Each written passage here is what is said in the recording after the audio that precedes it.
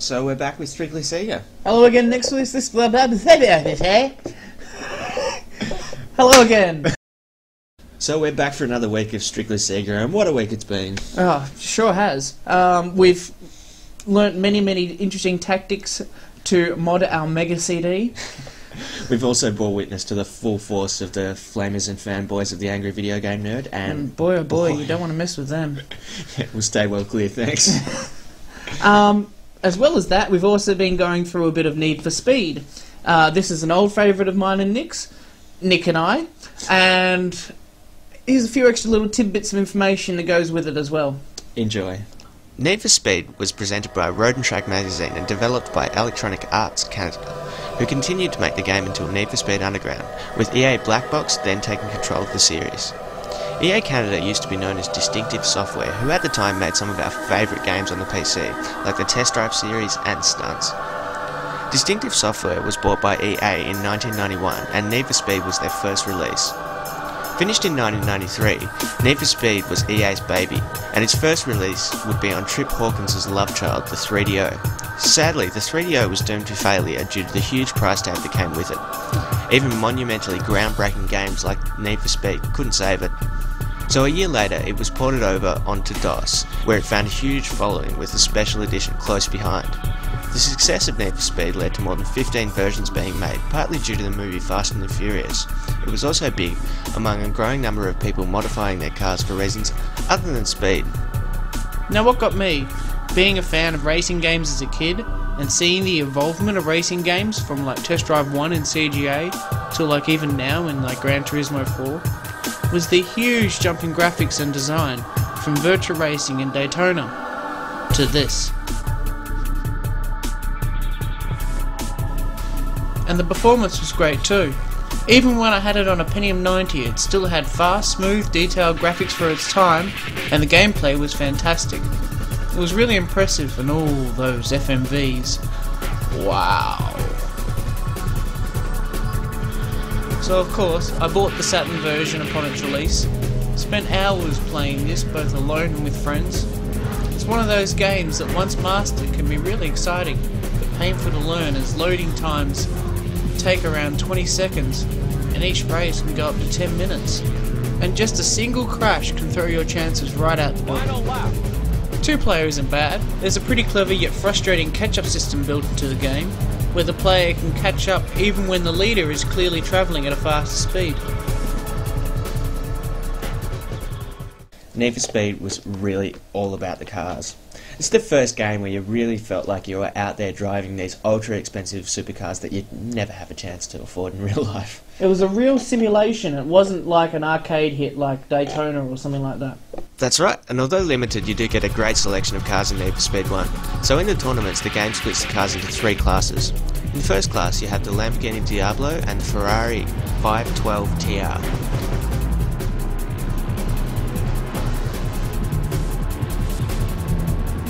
Then drop down a class and you have the Porsche 911, which is our personal favourite car for many reasons: speed, power and handling. The car is also comfortable and stable, which makes it a good match to the arcade racer. Ah yes, the Sega Saturn Arcade Racer. Now the Arcade Racer's release just seemed to be the thing to do at the time, with Sega's success on Daytona and Sega Rally, and even to a lesser extent Virtua Racing. I remember first getting the Saturn and seeing the Arcade Racer on the box.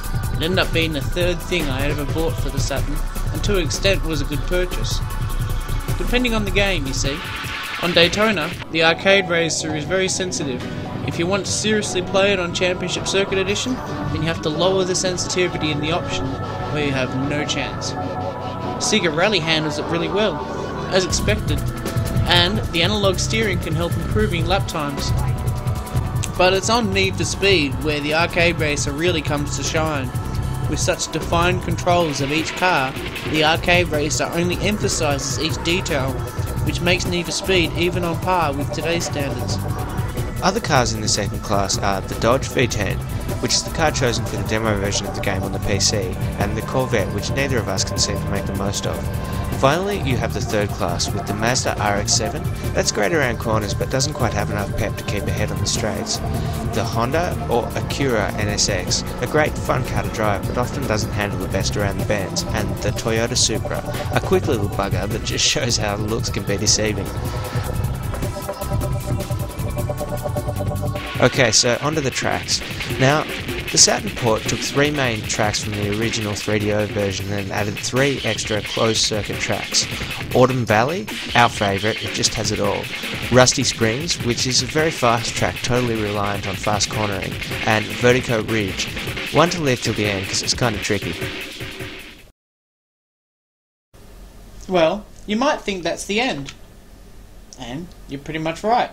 We have wrapped up Need for Speed here, but we'd just like to add one more thing. Overdriven!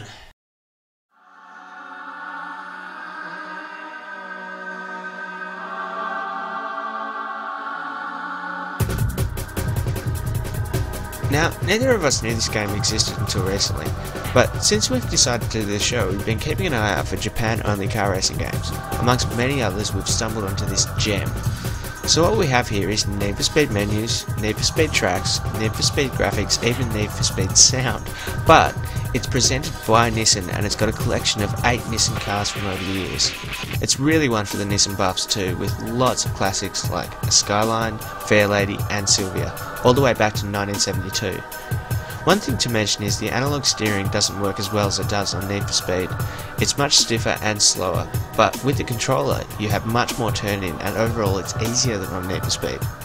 Other than that, there's not much to say about it, as it just seems to have different car models and specs but in the same environment. Reminds me of the days where DSi would remake games using the same programming template like Test Drive.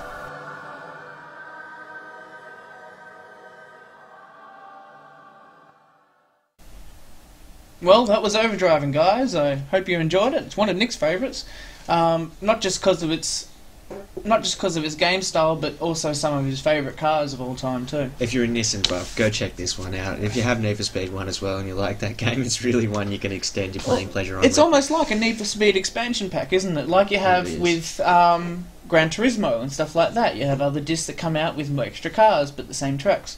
Saturn was very lucky to get Need for Speed because EA was pretty much on the verge of cutting off all electronic games to Sega in general. And I guess we have the 3DO to thank for that a little bit, because it probably wouldn't have ended up on the Saturn if the 3DO hadn't have failed as it did.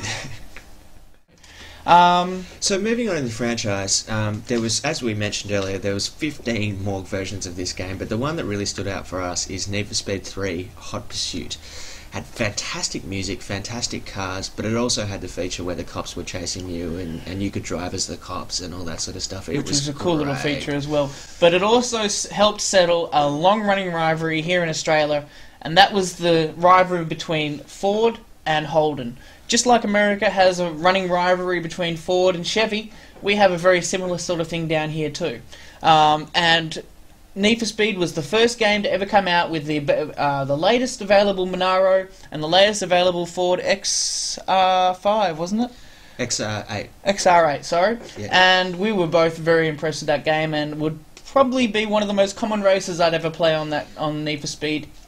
And I think it was one of the first games ever to include Aussie cars, which we don't get a lot of. But Need for Speed was a definite must-have in all the consoles that have come out since the Saturn. PlayStation 1, PlayStation 2, Xbox 360.